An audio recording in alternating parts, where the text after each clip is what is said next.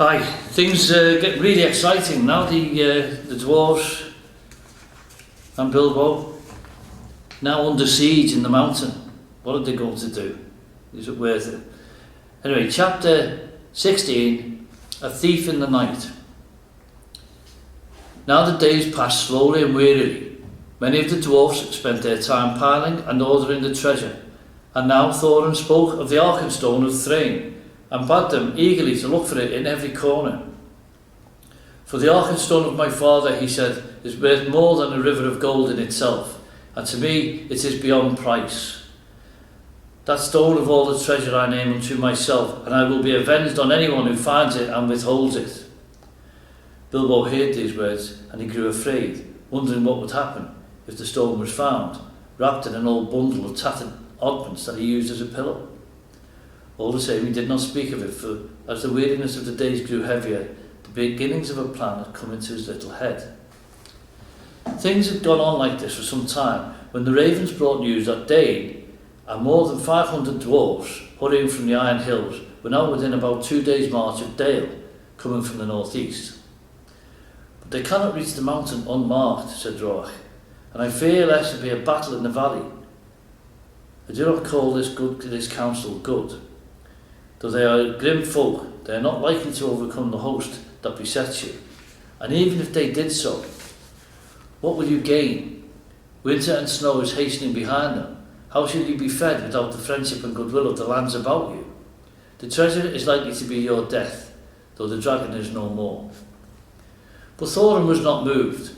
Winter and snow will bite both men and elves, he said, and they may find their dwelling in the waste grievous to bear. With my friends behind them and winter upon them, they will perhaps be in a softer mood to parley with. That night Bilbo made up his mind. The sky was black and moonless. As soon as it was full dark, he went to a corner of an inner chamber just within the gate, and drew from his bundle a rope, and also the Arkenstone wrapped in a rag. Then he climbed to the top of the wall. Only Bombur was there, for it was his turn to watch, and the dwarves kept only one watchman at a time. It's mighty cold, said Bombur. I wish we could have a fire up here as they have in the camp. Is it warm enough already, said Bilbo. I dare say, but I am bound here till midnight, grumbled the fat dwarf. A sorry business altogether. Not that I venture to disagree with Thorin, may his beard grow even longer. Yet he was ever a dwarf with a stiff neck. Not as stiff as my legs, said Bilbo. I'm tired of stairs and stone passages. I would give a good deal for the feel of grass at my toes. I would give a good deal for the feel of a strong drink in my throat, and for a soft bed after a good supper. I can't give you those while the siege is still going on, but it is long since I watched, and I'll take your turn for you if you like. There's no sleep in me tonight.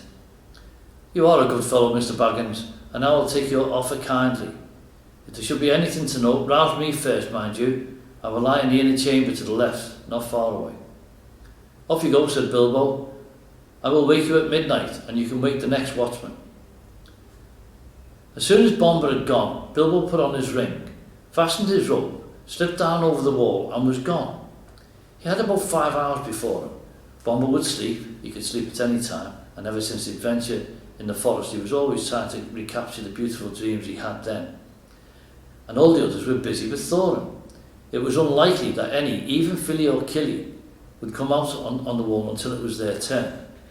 It was very dark, and the road after a while, when he left the newly made path and climbed down towards the lower course of the stream, was strange to him. At last he came to the bend where he had to cross the water, if he was to make for the camp as he wished. The bed of the stream was there shallow, but already broad, and fording it in the dark was not easy for the little hobbit. He was nearly across when he missed his footing on a round stone and fell into the cold water with a splash. He had barely scrambled out on the far bank, shivering and spluttering, when up came elves in the gloom with bright lanterns and searched for the cause of the noise. There was no fish, one said. There is a spy about. Hide your lights. They will help him more than us, if it is that queer little creature that is said to be their servant. Servant indeed, snorted Bilbo, and in the middle of his snort he sneezed loudly, and the elves immediately gathered towards the sound. Let's have a light, he said. I'm here, if you want me. And he slipped off his ring and popped from behind the rock. They seized him quickly, in spite of their surprise. Who are you? Are you the dwarf's hobbit? What are you doing? How did you get so far past our sentinels? They asked one after another. I am Mr. Bilbo Baggins, he answered.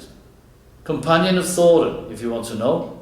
I know your king well by sight, though perhaps he doesn't know me to look at. But Bard will remember me, and it is Bard I particularly want to see. Indeed, said they, and what may be your business?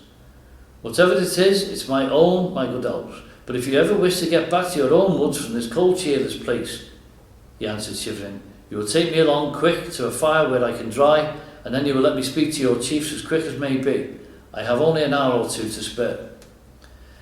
That is how it came about that some 2 hours after his escape from the gate, Bilbo was sitting beside a warm fire in front of a large tent, and there sat two, gazing curiously at him, both the Elven King and Bard. A hobbit in elvish armour, partly wrapped in an old blanket, was something new to them. Really, you know, Bilbo was saying in his best business manner, things are impossible. Personally, I am tired of the whole affair. I wish I was back in the West in my own home, where folk are more reasonable. But I have an interest in this matter. 1/14th share to be precise, according to a letter which fortunately I believe I have kept. He drew from a pocket in his old jacket, which he still wore over his mail, crumpled and much folded, Thorin's letter that had been put under the clock on his mantelpiece in May. A share of the profits, mind you, he went on. I'm aware of that. Personally, I am only too ready to consider all your claims carefully and deduct what is right from the total before putting in my own claim. However, you don't know Thorin Oakenshield as well as I do now. I assure you, he is quite ready to sit on a heap of gold and starve as long as you sit here. Well, let him, said Bard. Such a fool deserves to starve. Quite so, said Bilbo. I see your point of view. At the same time, winter is coming on fast. Before long, you'll be having snow and whatnot, and supplies will be difficult, even for elves, I imagine. Also, there will be other difficulties. You have not heard of Dane and the dwarves of the Iron Hills. We have, a long time ago. But what has he got to do with us? Asked the king. I thought as much. I have some information you have not got. Dane, I may tell you, is now less than 2 days' march off, and has at least 500 grim dwarves with him. A good many of them have had experience in the dreadful dwarf and goblin wars, of which you have no doubt heard. When they arrive here, there may be serious trouble. Why do you tell us this? Are you betraying your friends, or are you threatening us? Asked Bard grimly. My dear Bard, squeaked Bilbo, don't be so hasty. I never met such suspicious folk. I'm merely trying to avoid trouble for all concerned. Now I will make you an offer. Let us hear it, they said. You may see it, said he. It is this. And he drew forth the Arkenstone and threw away the wrapping. The Elven King himself, whose eyes were used to things of wonder and beauty, stood up in amazement. Even Bard gazed marvelling at it in silence. It was as if a globe had been filled with moonlight and hung before them in a net woven of the glint of frosty stars. This is the Arkenstone of Thrain, said Bilbo, the heart of the mountain, and it is also the heart of Thorin. He values it above a river of gold. I give it to you. It will aid you in your bargaining. Then Bilbo, not without a shudder, not without a glance of longing, handed the marvellous stone to Bard, and he held it in his hand, as though dazed. But how is it yours to give? He asked at last with an effort. Oh well, said the hobbit uncomfortably, it isn't exactly. But well, I am willing to let it stand against all my claim. Don't you know, I may be a burglar, or so they say. Personally, I never really felt like one, but I am an honest one. I hope, more or less. Anyway, I'm going back now, and the dwarves can do what they like to me. I hope you will find it useful. The Elven King looked at Bilbo with a new wonder. Bilbo Baggins, he said, you are more worthy to wear the armour of elf princes than many have looked more comely in it. But I wonder if Thorin Oakenshield will see it so. I have more knowledge of dwarfs in general than you have, perhaps. I advise you to remain with us, and here you shall be honoured and thrice welcome." "Thank you very much, I'm sure," said Bilbo with a bow, "but I don't think I ought to leave my friends like this, after all we've gone through together.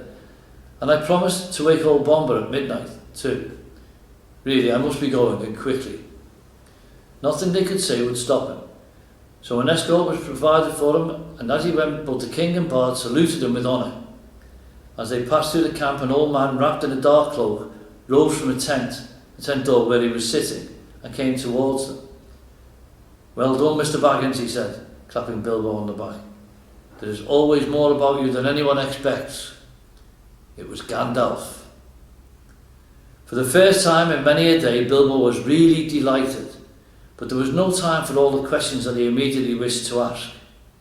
"All in good time," said Gandalf. "Things are drawing towards the end now, unless I am mistaken. There is an unpleasant time just in front of you, but keep your heart up. You may come through all right. There is news brewing that even the ravens have not heard. Good night." Puzzled but cheered, Bilbo hurried on.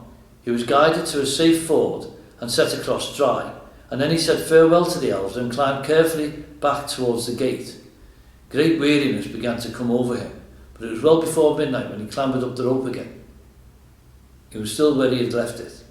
He untied it and hid it, and then he sat down on the wall and wondered anxiously what would happen next.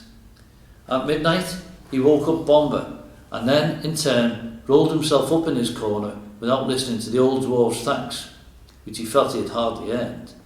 He was soon fast asleep, forgetting all his worries till the morning. As a matter of fact, he was dreaming of eggs and bacon. End of chapter 16.